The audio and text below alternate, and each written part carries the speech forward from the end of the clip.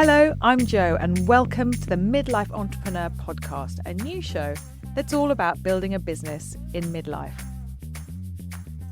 Anna Mason is a designer and entrepreneur from London who founded her eponymous label in 2012.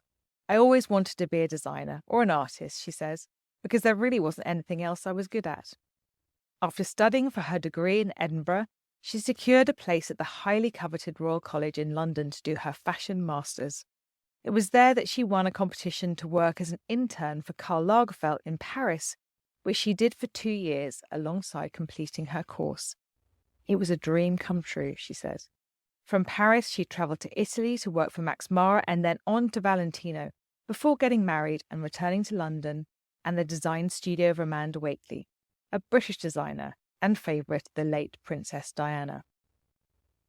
She juggled bringing up 2 children with some freelance design work and a successful run as a personal stylist and shopper before interest in her own style — she designed and made all her own clothes, of course — inspired her to launch her first collection. A fan base of highly engaged and enthusiastic women who love Anna's chic, sophisticated, modern but timeless style developed almost immediately, and so the business was born. 12 years later and many lessons learned, she joins me to talk about her fascinating journey and share some of her experiences as a midlife entrepreneur. Anna, welcome to the show. Thank you, Jo.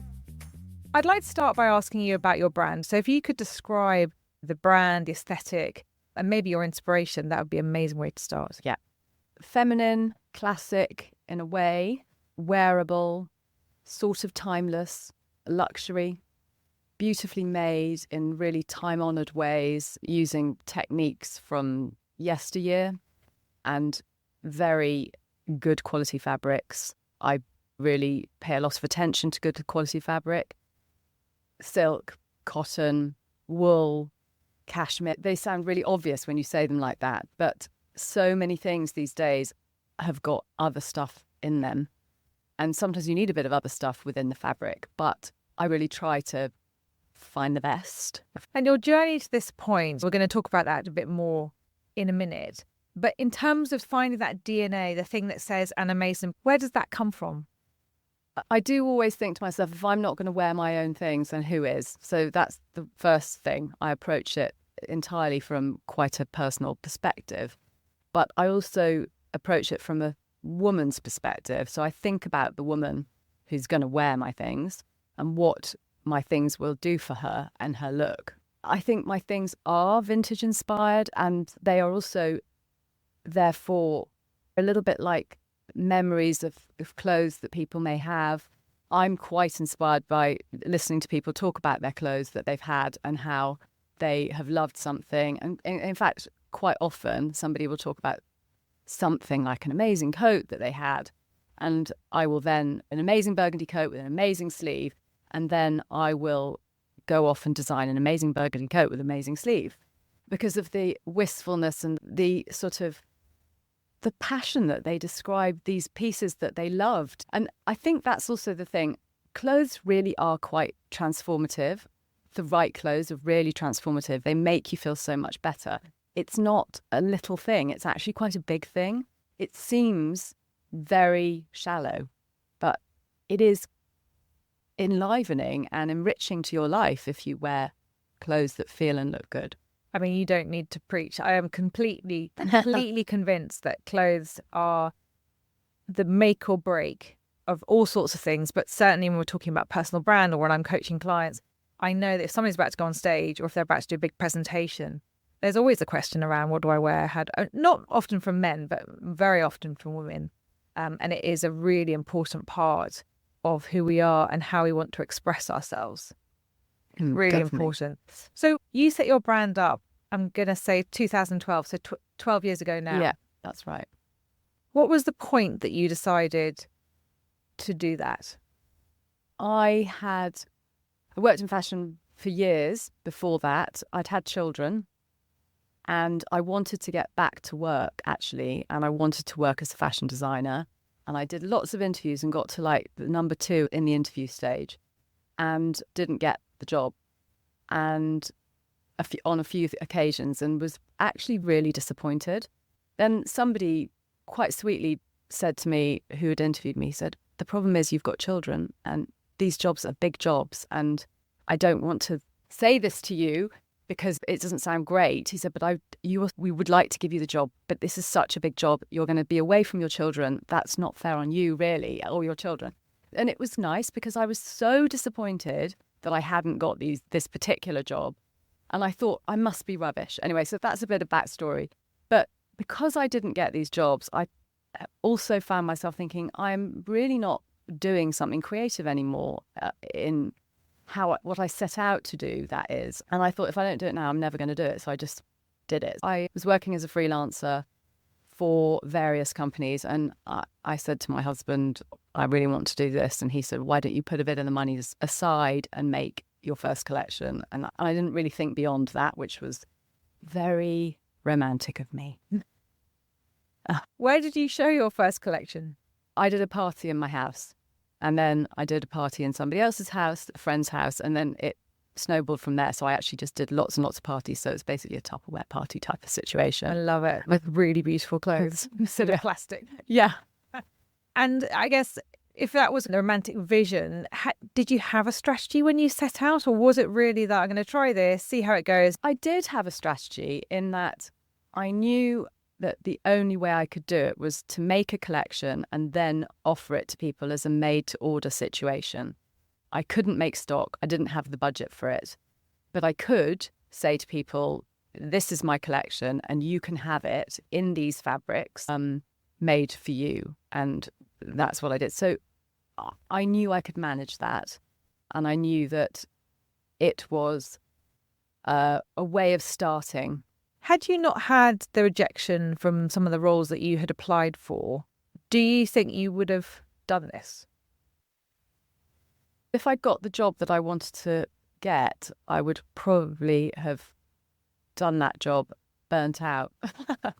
And would I have done this?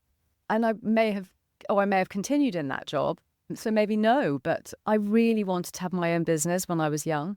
But it wasn't about a business. It was about my vocation, as it were. Like it was about my creative endeavor. It was about my vision. It's a really artist's point of view. It's not really or a designer's point of view. It's not actually a business brain. Yeah. It's about pursuing the creativity. Yes. Yeah. When I was young, I was really good at art, and that was really the only thing I was good at. And I loved clothes, and I was good at sewing, and in a sort of slapdash sort of way, hilariously, I used to make things for myself to wear out on a Saturday night. And if you looked at the inside, it was a horror show, but it looked amazing from the outside. I also remember actually teaching myself to pattern cut when I was about 9. It was a real light bulb moment. I worked out how to do a sleeve, and it was really like an amazing thing. Anyway, that's another little random side thing, but I really wanted to be a fashion designer when I was growing up. That's what I wanted to do. What do you think the advantages of starting the business in midlife are or were at that point? I was working from home. My children were very young, and my daughter was at nursery and my son was just at primary school. So I was there for picking them up from nursery always. And I had all the seamstresses working in my house. So they would arrive at 7:30. I'd be up with the kids. They'd arrive. I'd take them to school. So the advantages were that I could juggle that and manage that. The disadvantages are you actually feel like you're not juggling. You're just muddling through everything all the time. Is that to do with midlife, or is that to do with just the juggle of life? That's, I think, the juggle of life. Starting it in midlife meant that it was a definite now or never type of vibe. So maybe it gave you that kind of rocket fuel. Yeah, it did. It was like, it's now or never. If you don't do it now, you never will.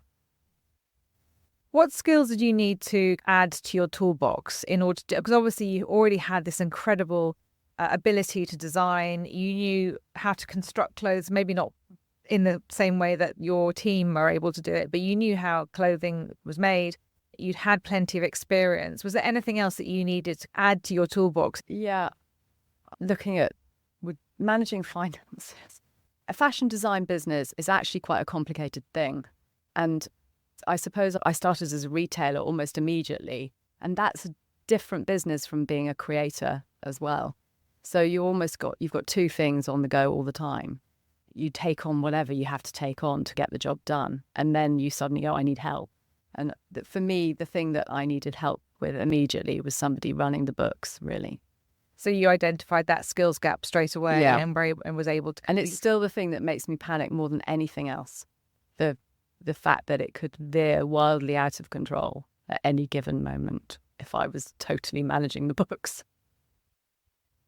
We all want to be superwomen and be able to do everything. The reality is we can't do everything. Actually, it's very comforting that no one's brilliant at everything and you're not expected to be. If you're incredible creative, you've got that incredible talent, the fact that you've identified a talent and you're living your talent is already amazing, can I just say? Oh. And I really admire it. And I think it's really courageous. And I think it takes an awful lot of focus and self-belief just to do that, particularly for creatives. Yes. I think self-belief is an interesting sentence, actually, or phrase, because I think creatives don't have self-belief. Or I certainly don't think I do. But I have a sort of bloody mindedness. I'm like, this is what I do. This is my vision. This is me. It's not, there's that phrase, you aren't what you do. But in actual fact, when you're a creative person, you are that. You are what you do, if that makes sense. Because it's everything about you. It's the beginning and the end. And I know that sounds ridiculous and very big, but it is big.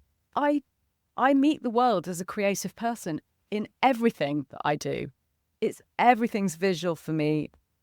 That's how I focus. We could really go down a rabbit hole, but I think it's so difficult to have really innate self-belief. But what you have is this constant desire to do it better than you did it last time. And that is the creative push. It's really interesting that you bring that up. It really resonates for me because I think where businesses fail to understand creativity, they fail to understand that creative people are all encompassing, and to see the world creatively means that you don't see it in a logical way and you approach it in a very emotional way. Yes. Because what you do is coming from your soul. Yes. And it's not that people don't have commitment in their jobs if you're an accountant or if you're in finance. Yeah. It's just that I see a very different side of creative people that is very exposed and that can be very quickly broken down, because when somebody critiques or criticizes or breaks down what they do, that's a very personal thing. Yes. You have to definitely grow some rhino hide when you put your Very polite way of putting it. When you put yourself out there with my brand. I definitely get offended and sort of wounded by it, but I have to actually be quite, got to keep going. So maybe I need to rephrase that. So maybe self-belief is what I see from the outside when I look at you, because it takes an awful lot to do what you do and to carry on doing what you do despite the challenges. And I know you've had many challenges, and we know the economy is very challenging from a business perspective, and the retail industry is very challenging.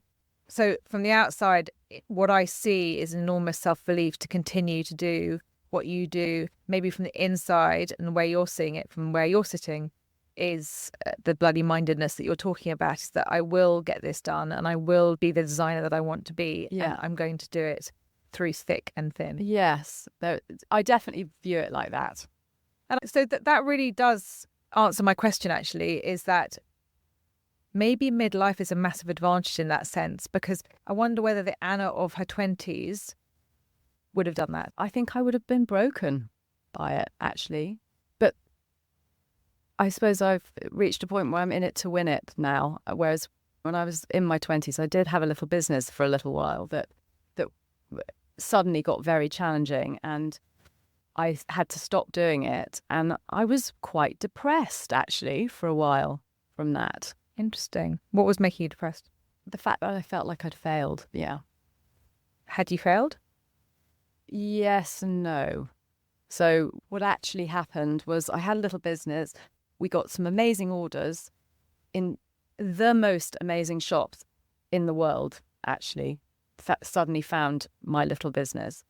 And we had to make all of the embroideries and things in India. And I worked with an Indian company who did not deliver on time. And my husband, Harry, and I went out to India to salvage everything. And they thought we were going out there to visit other people, and they still didn't finish it. And then the best order that I had, which was worth a lot of money, from a shop, and the name's gone completely out of my head, but they were super famous. They were in Hong Kong, and Lee Crawford. That's the one. And I messaged them because I think we did have email. I can't really remember now. Yeah, we did. And had a conversation with them and said, I'm not going to be able to meet the delivery window that you said, but I can do a week later. And they said, we're cancelling the order. And I'd paid for literally all of the materials, all of it.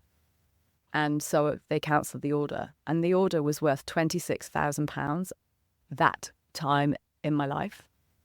It was insane. So I lost everything.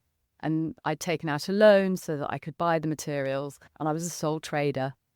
So I didn't get anything. I wasn't a limited company. So I was idiotic and a failure in my eyes at that point. And I then had to pay back all the money that I'd borrowed.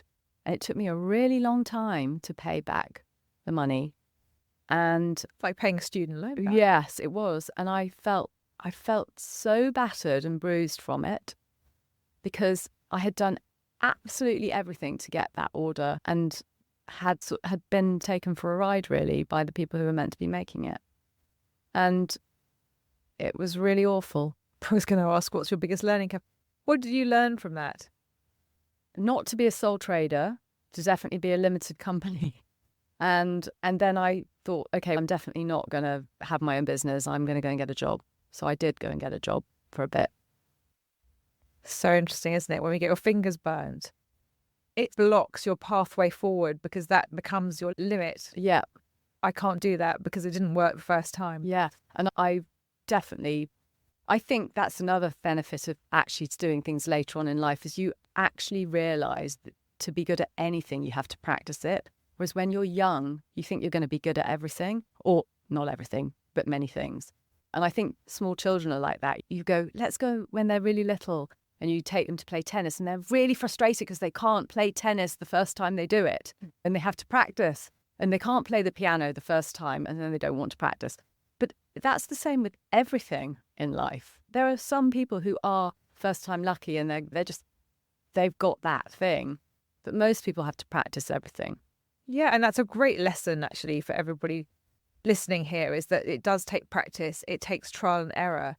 And then that was a big fail for you, right? Big fail. In that moment. Yeah. But you've learned a huge lesson. I did. And that sets you up better for the second time round. Where do you find your inspiration? Because you are running a relatively small business. I don't think I'm wrong in saying that. It is. It's a relatively small business. And I know you juggle 1,000 balls all the time.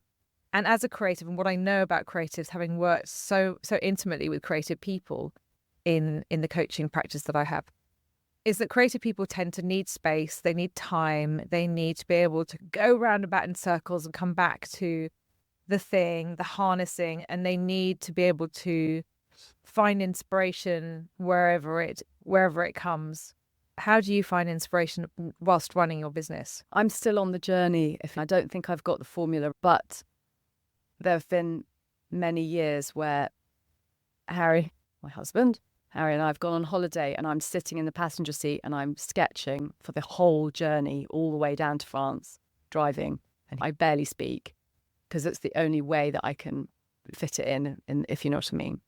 So, because if I'm actually in the business, I'm doing other things. So, and you're absolutely right. I think creative people need to be left alone, but they also need interaction.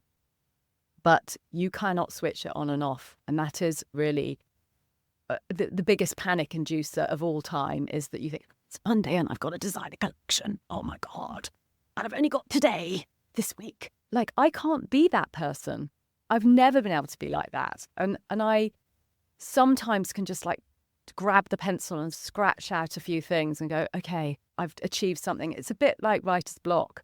And I have the discipline when the going's right, if to literally scratch out a few things and then come back to it. But as your business gets bigger, you get more involved in other things and you have to carve out more time for yourself. And you're constantly metamorphosizing, if that's the right word, into different areas and trying to find new ways of working. And sometimes you end up making decisions just because you have to make the decision in that moment, and then you have to make it right after you've made it. And that's the same for design sometimes. You end up occasionally putting something in that you're not sure of, and then you go, I've got to go with it now because I've gone down the road of it. And I'll get it right next time. I'm not necessarily answering your question. So I try to have a timetable and I try and stick to it, and I try to not be too hard on myself if it's not flowing and it's not going very well, because I know that the creative process has many aspects before you get to the goal. So that's what I try and do. But I also now am trying to be a little bit more respectful of my creativity, actually. I think in the early days, you start and you feel like you're bubbling up with ideas and you can't suppress them almost. And I've been doing it 12 years now. It's quite a long time. And sometimes you definitely don't have any idea.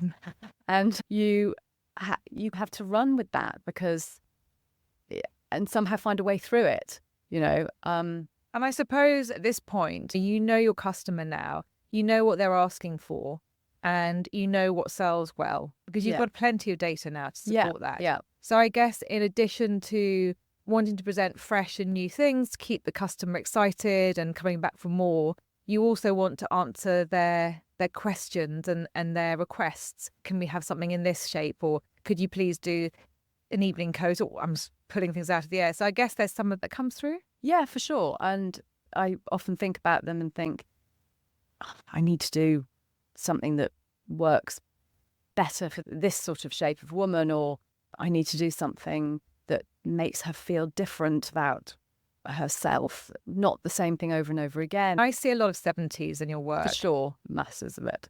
It's my yeah. I mean, I'm inspired by the past, always. So I love the 70s, I love the 40s, I love the 30s. I also love the beginning of the 80s and some of the 80s. I'm maybe getting older and getting more towards the 80s at the moment. Did you enjoy Rivals? Oh, I loved it. Yeah. I was just thinking it was such a great example. The wardrobe was so brilliant. Yeah. The whole thing, though, was exactly like it felt in the 80s. It's true. And actually, when I look back at some of my wardrobe, there are so many, because there's obviously a lot of 70s influence in the early 80s. Yeah. And then it got a bit more poppy in a way towards the end of the 80s. And then we went into a whole different era. And I look back and I see kind of notes of Viella and Winciette and Laura Ashley Prince and all of that in the 80s that sort of really reminds me of my childhood an awful lot. I'm not sure how fondly I look back on it, but when you interpret 70s, I suddenly feel more Farrah Fawcett and more Lauren Bacall, and that sort of seems to be a vibe. I love looking at people like Faye Dunaway in the 70s, Lauren Bacall, Lauren Hutton. Amazing. Hutton's what I meant. It's all right, though. Right. Lauren Bacall actually was very beautiful too. And she did look cool in the 70s, as well as looking cool in the 40s. And fabulous looking people like Jacqueline Onassis and her sister Lee. And I mean, the glamour was so brilliant, but the wearability was also so brilliant. It's when clothes really were wearable and glamorous, and that's what I like. What makes you frustrated? Having to wait for decisions to be made and not having enough budget to do things not moving fast enough. Basically, things not moving fast enough, generally speaking, makes me really frustrated. And why do you think that is? Because I just want to get on with it and do it and be there and make a success of things. And have you always been a doer? Yeah, I think so, yeah. I think actually that's also what makes me a designer rather than an artist. Go into that a bit more. So, because there's an outcome if you do. It's final. Whereas I think being an artist, you create something very beautiful, but it is a visual thing only, whereas with fashion, they have a purpose as well, like a real purpose. You're putting them on your body. And I don't know why doing for me feels like that's what makes me a designer. I don't know. So it goes hand in hand with utility. So there's Yes, something about doing that the becomes actual useful. action of do. Yes, exactly. That's really interesting. I know you started your business in midlife, early midlife, I'm going to say, because I think that probably describes it better. But since you started running the business and you're 12 years in, what have you learned about yourself? That I'm probably quite tough, actually. Like, I know I said I had to develop a rhino hide about when people criticize my design or my work, for sure. But actually, in terms of my resilience outside of my creativity, I'm very resilient. I'm amazed by myself sometimes. I really thought I was not that person, and I am. I seem to be able to take all sorts of things. And you need to in this industry, right? Yeah, I think fashion's unbelievably difficult, and I think it's having a very bad moment at the moment as well. I think COVID was really bad. Everyone starts just wearing athleisure all the time. They're not really that interested. Everyone's wearing trainers all the time, on tracksuits all the time. It's been going on now for 4 years. Maybe there's a tide change, maybe. Some people feel there is. I don't know. I think some people feel that there is or want there to be. I think also it's not considered very relevant to spend money on clothes for a lot of people because people work from home as well and more than they did. And it's, I think, one of the first things that people stop spending money on when times are tough. They buy what is required and what is necessary. They don't buy things that are a bit more dreamy. It's interesting you say that because I think you're completely right. And I think that dressing up for work is not having a moment. Although it's interesting because when I go out and about, everybody talks about it. And I think people are missing dressing up a little bit because what does dressing up give you? It gives you that little spring in your step. It makes you feel a bit more confident. It makes you feel a bit more important. It makes you feel powerful. Yeah. And you can't feel powerful in athleisure wear. No, unless you're a trainer. I agree. With a really good body. Yes. Yeah, no, I feel like there's a little shift happening. It's not happening fast enough. That's the thing. But I think the advantage that you have is that what you design are timeless pieces. They really are timeless. They're very considered. Very considered. When you talked earlier about fabrics and how much fabric really plays a part in your design, and you think that a blouse like the one you're wearing today, that's not going to look out of place if you wear it in 10 years because it's already looking like it's something that you've had, that's a precious piece that you've collected. I mean, I think the first, I'm trying to remember, but this blouse is the Deneuve blouse. And I think the first time, I think the year that I designed this was, I actually can't even tell you, but I feel like it might even have been 2014, maybe 2013. Like, it's a long time. And I still do them. So, yeah, and I think it's such a pretty thing that, you know, it's got a little shoulder frill in it's got something to hold the shoulder up a little bit, so it gives you a bit more stature, yet it's very feminine. It's got the frills. And this is the thing. So when you talk about, you know, clothing and having a difficult time, I think there is definitely a reconsideration of buying things that won't last, that won't wash, that you're going to put into landfill. There's definitely a consideration. Yeah, my clothes have always been sustainable. It's just that when I started, you didn't shout about that. And if I was to start shouting about it now, it sounds maybe like I'm jumping on the bandwagon. But in actual fact, the whole thing was really sustainable. I only ever bought enough fabric to make the garment for the person who ordered it in the beginning. That's the ultimate in sustainability, really, that you're only making enough to service the order. The need, yeah, the requirements. And then you're making things that people are building on. Because that's the other thing I really noticed when I looked through your archives before this interview, was that everything on your website and the archive pieces and everything, it just feels like it's a story that's evolving. So that coat that you bought 5 years ago is still going to work with something that you might buy next week. I 100% approach my design like that.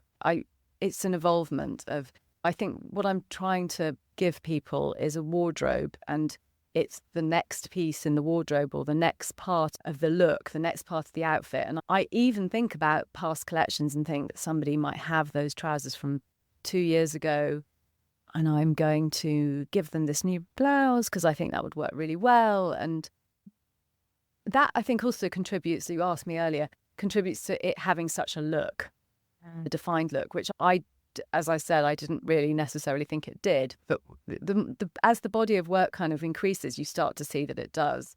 Also, my fabric consideration is to find fabrics that are really good, that will last the test of time and feel lovely and wash well, or they're not flammable. You know, you're not going to go up in smoke if you're sitting near a fire. And I don't like those things anyway. I like natural fibres, and I like really good quality things. And so that's what I want to give people too. Yeah, and that's what you're giving them. What's not to put you on the spot, but where do you see the business going? I would really like to scale it. We've had a rocky road in the last 4 years. It's been hard. We had a sort of uplift when we came out of COVID, and I got this amazing premises, which I was actually, it was a kind of an amazing deal with the landlord that I had it through. And it felt like a milestone. The building was wonderful.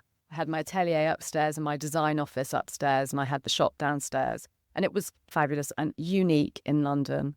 But the building was going to be sold, and so we had to move out. And then this kind of tumultuous not finding another premises quick enough and having to pivot and go and be somewhere for a little while, and then deciding to take ourselves off Net-a-Porter because it's so difficult to service these huge orders.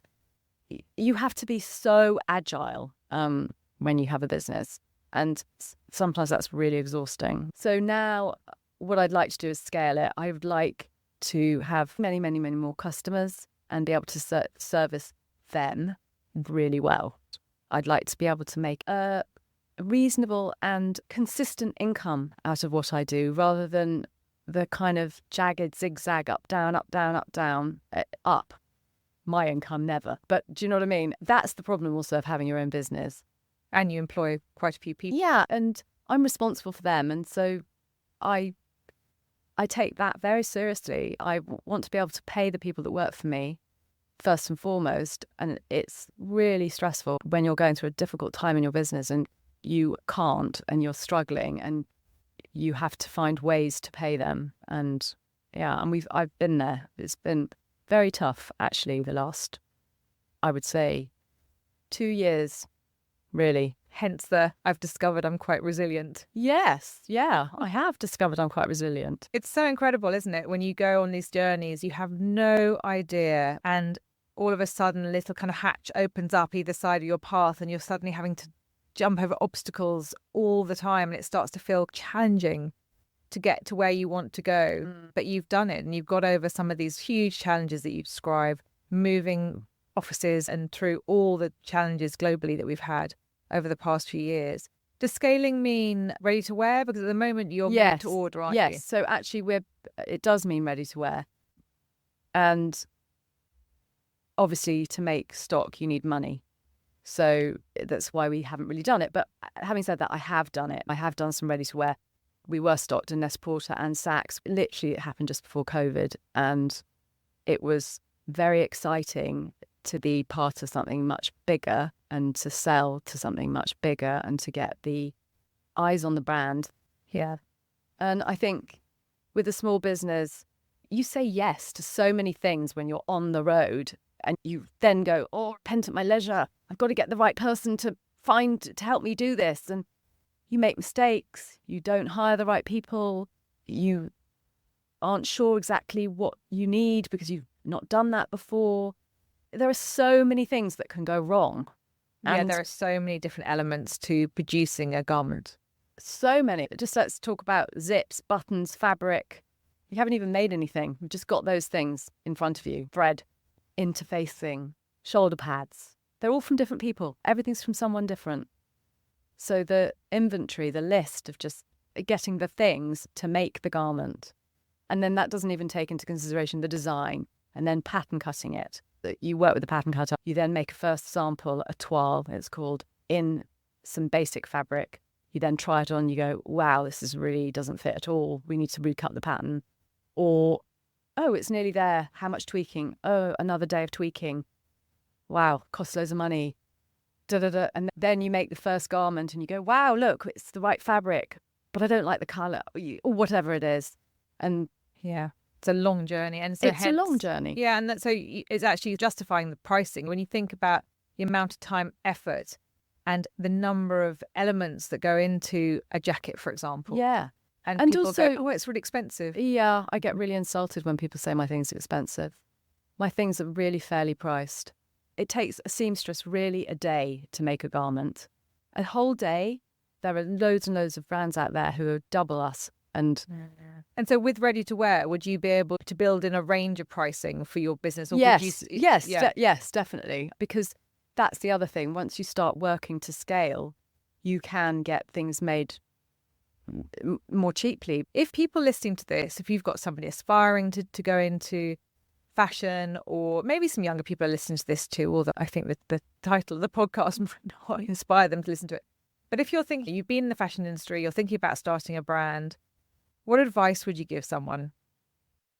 I would say get your ducks in a row better than I did. Get more funding at the front end, which I didn't do. And remember, it's going to be really hard work. So ducks in a row, what do you mean by that? Plan it, organise it a bit. I had a burning passion to do it, right? And I think that's what a lot of people have. And I thought to myself, I'm just going to do it, whatever it takes. That's how I approached the whole thing. And I remember having a conversation with somebody saying to me, your credentials are so good. You've worked for so many amazing people and you're clearly talented. I wish you'd come to me for money and told me you wanted to do this, because now that I'm looking at your figures after me trading for a couple of years, I said, you're barely making any money at all. And for me to get investment for you is going to be really hard. And I said, but I'm doing it in my house with a couple of seamstresses. We're at full capacity. Unless we have money, we can't do any more. Do you know what I mean? So that was really quite soul destroying. But I mean, I got through it, and I've gone on and done other things. But I remember thinking, wow, I wish I'd had a conversation with somebody and said, I'm going to do this. Look at my credentials. Do you want to invest in me? And I think I could have got some money out of somebody to do that. But I just had no self-belief that I would be able to get any money out of anyone. So I didn't tell anyone. I just did it. Sorry, if you got investment at the beginning, what would you spend it on? Oh, that's a really great question. I would have spent it on maybe making a little bit of stock, but I don't know if that even would have been the thing. Maybe focusing on actually doing some trade shows straight away rather than building it from my kitchen. Just actually professionalizing it a little bit more, because it really was a kitchen table business to start with. But I just did it in the form that I could do it in. It was like a passion project. Yes, it was. That's what it sounds like. You had this burning desire. You'd always wanted to do it. You were making clothes that people were noticing, and then you did a Tupperware party, as you said. Yeah. With your beautiful clothes. Yeah. That is it. And that's interesting, is because this is a common thread with creative people. They're not business people necessarily. They're creatives. Yeah. And so what they're doing is they're realizing a vision. They're realizing something that's in their heart, in their minds, that is beautiful and incredible. But they're not necessarily thinking about the bit that you talk about, the ducks in the row. Yeah. It doesn't make sense that they would have both of those things. If you're going to be a genius at one thing, it's very rare that you find somebody. Yeah. We can do it all.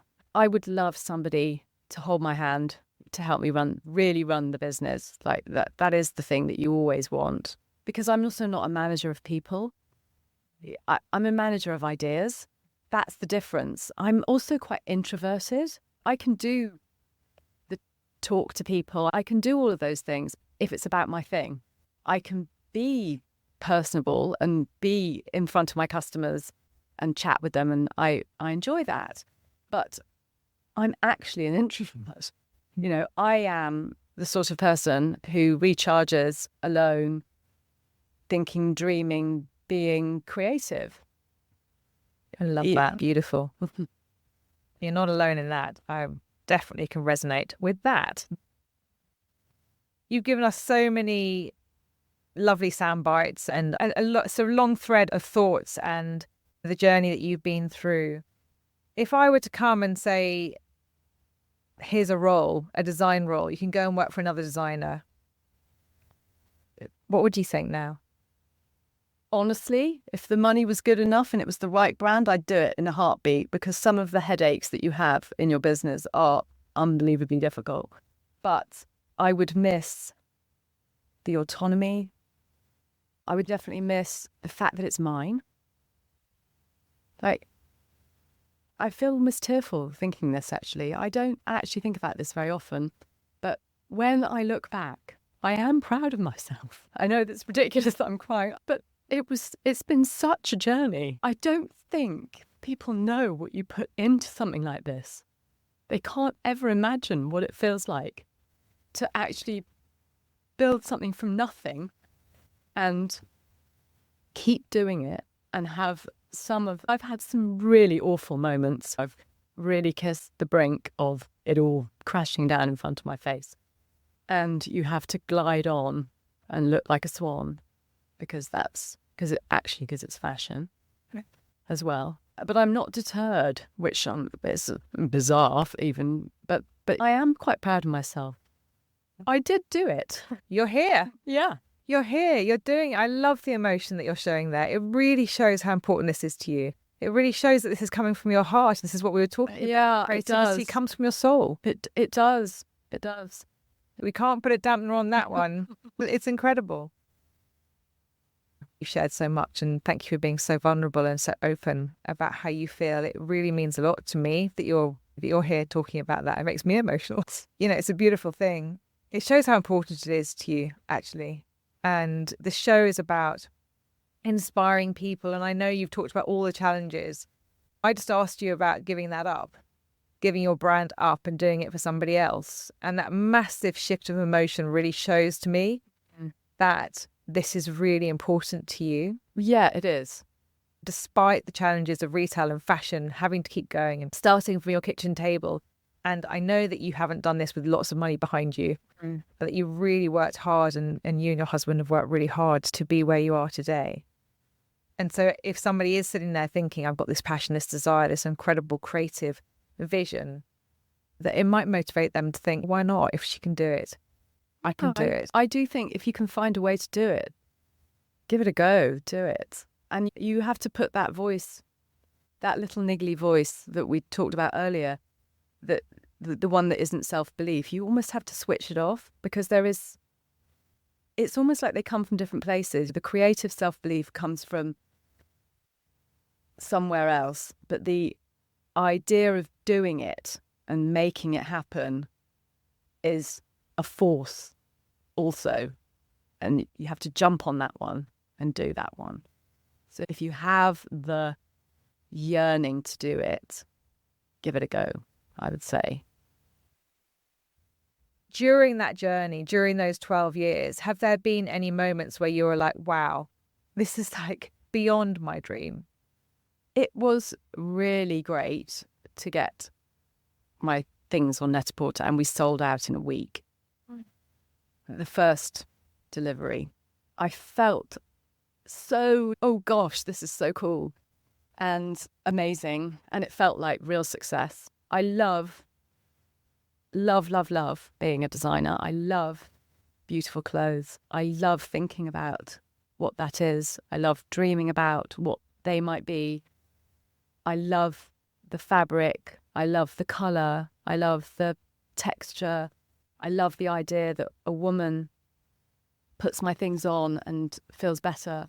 And what I love also is people say to me, when I wear your clothes, I get compliments. I never get compliments in anything else. And honestly, that it makes me feel like I'm doing a really good job. I'm going to cry again. Like, I love it when my customers tell me that. They come back, and I think what I do is really quite plain. Some of it, not plain, but it's just... I don't think you could describe any of it as plain, Anna. But it obviously is. Because it comes from me, I'm not sure I view it correctly. Do you know what I mean? Or I view it of course I don't view it how anyone else does. Plus, I'm always thinking I can make it better. I can make it better. I can make it better. I can do it differently. I can do something else. So I'm never satisfied. So that's the other thing. You need to know that about me. Never satisfied. But yeah, so that I would say those are the pinch me moments. I'm actually going to say, come on, you must have had a pinch me moment when you opened that beautiful store. Yes, I did.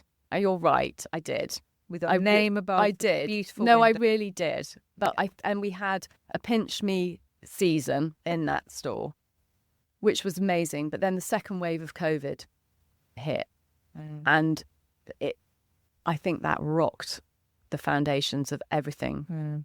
In a way, it was tough. Sales really dropped. People didn't come in. We were fighting, literally fighting to stay awake, stay open. And it's still, we're doing actually a little bit better this season again. Thank God. Because it's been very tough, but literally fighting for every sale. Yeah. And I think that will resonate with a lot of other designers listening to this. Honestly, I know we're not alone. I talk to people everywhere. So the whole thing at the moment is keep the business going, keep going so we can get to the next phase, because it will change, as it always does. And just keep trucking through it, bulldozing through it. Yeah. I really appreciate your honesty in this conversation, because, of course, we are here to motivate and inspire people with the show. But also, I want to get to the core of what you do and how important it is to you and the challenges that you've been through, because that's also really important. There's no point giving everybody a picture of, oh, yes, go and make clothes. It's so great. It's so easy. Because that's not the reality. We've been going through the worst economic climate, certainly since we've been working. Yeah. And that is going to create so much impact for small businesses, and particularly for creating beautiful occasion wear. Yeah. No occasions, not essential. Yeah. Are you inspired to buy my clothes? Yes. Okay, great. Have you got anything to wear it to? Have you got anything to wear it to? Oh, no, you haven't. Oh, maybe you do. I think we are now. I agree with you in the sense that I feel that there is a change. Like you, I'm working hard. I don't go out an awful lot. I constantly trying to preserve my energy to do what I do. But when I do go out, and we both live in London, we're doing the show in London, I get a sense of energy, and there are people, certainly in certain circles of society, there is a lot of out. Yeah. And I certainly didn't see that a few years ago. So I think things are changing, and you're producing designer clothes, beautifully made, handmade, essentially. Yeah, they are, yeah. And they have an accompanying price tag. And so I see the people who would buy these, they are going out, and there is more going on. So I have hope. Yes, I have hope. I would like those people to come to me now. And they will. It's been really tough. And you've got through it. When you talk about resilience, and you talk to, I keep coming back to that, because that's the thing that you've discovered, which is really important. Because you don't go into running a business knowing that necessarily. You might think you're tough and you've got through some difficulties in your life, but you don't know that you're resilient until you've been through challenges. And also the thing is, you start with a business like I did, which was on my kitchen table, and I had literally one seamstress to start with working for me, and then another. And I knew I had to pay them, and I paid them. And then suddenly you're like, oh, we've got to get a premises. Right, so then you've got to pay for that. Everything just keeps getting bigger, and you have to keep managing it more and more. And it's not the skill set that you have to juggle all those things and do it well. And then you're responsible for people. And that's a huge thing to take on. I'm responsible for lots of people's lives because of the fact that they work for me. Yeah. It's big. Sometimes it keeps me awake at night. I'm not surprised. I'm not surprised. So I wanted to leave the show with a little bit of advice that we can pass on. And so I came up with this idea of the 3, 2, 1s. And they're essentially 3 things, 2 things, and 1 thing. So the 3 things are 3 things you've invested in that have been worth every penny. And by the way, this can be in yourself or it can be in your business. Okay. My pattern cutting table. I really couldn't have done the beginning of that without it. At the time, that seemed like a huge investment. It was a huge investment. The right people. Oh my goodness. They are worth their weight in gold. If I could pay them more, I'd pay them all more. I really would. And so my fitness and my commitment to my fitness and my health, I think. Yeah. How do you keep fit? I go and do lots of exercise classes, but I also quite recently, in the last year, have gone for a massage every 6 weeks to a month. And I find that really quite life-changing, actually, because it's so relaxing. And I go into this kind of liminal space. So I'm hovering between awake and asleep. And it gives me such good kind of thinking time to let my mind think. If I don't think in a linear way at all, and I'm sometimes really annoyed by myself that I don't think like that. But when you're in that state, your brain works it all out. It goes down the spaghetti and it kinks everything. You get the kinks out. And I walk a lot, which I find, I love going really long walks. I find that just so soul rejuvenating. I love that. And I think exercise, it does seem to be a theme for really busy people. It's the one place that I hear everybody talk about when they find peace. Yeah, and you can't think. I do quite intense exercise classes and I cannot think about anything else. Whereas all the rest of the time, I'm thinking about my business or my children. 2 things you wish you could have done differently. I feel like I sort of mentioned one earlier, a bit more money at the front end. How easy do you think that would have been to get? I really don't know, but I think if I had just said, look, I work for these amazing people, I'm going to set up a business, it's never going to fail, it's going to be amazing. So before there were books, yeah, it would have been easier to sell your brand, essentially. Yeah. So that the Anna brand, yeah, I've worked for, so here I am, I'm going to do. It just didn't occur to me. Do you know? Why would it occur to you? Why would it? You wanted to design clothes, you designed clothes. You did what you set out to do. Yeah. You don't have in the back of your head a CFO going, hey, if Anna, only, babe, you should have gone and pitched for these are the things that we learn with hindsight, aren't they? Yeah. So one was finance. Anything else? I think I would try to find somebody to run the business alongside me, almost from the beginning, if I could have afforded it. Yeah. Yeah. If we think to some of the best partnerships that have been in fashion, we think about anything from Tom Ford to Burberry to Gucci, there's a partnership, Yves right? Saint Laurent. Yeah. Even though they fell out, but nearly all of them. Yeah. All of the ones that, yeah, it's a partnership, and you need that logical, analytical brain behind the creative. But you do have to be really different. Like, you do have to definitely have different skill sets. And that's maybe why I haven't found the person, because I tend to attract other creative people. I tend to talk in a way that we like each other. We're creative, so we talk in that way. Yeah. And it's a very different brain. It is a very different brain, and it's about recognizing. But now that you've identified that, you might look for it. I think also I might find it now, because I know. Say you will find it. I will find it. I'm going to manifest it. I was actually going to say that too. That amazing word that everybody uses all the time. But yeah, you put it out in the universe and it comes back. So it comes back to you sometimes. Yeah. I would just call that consciousness and saying, now you know.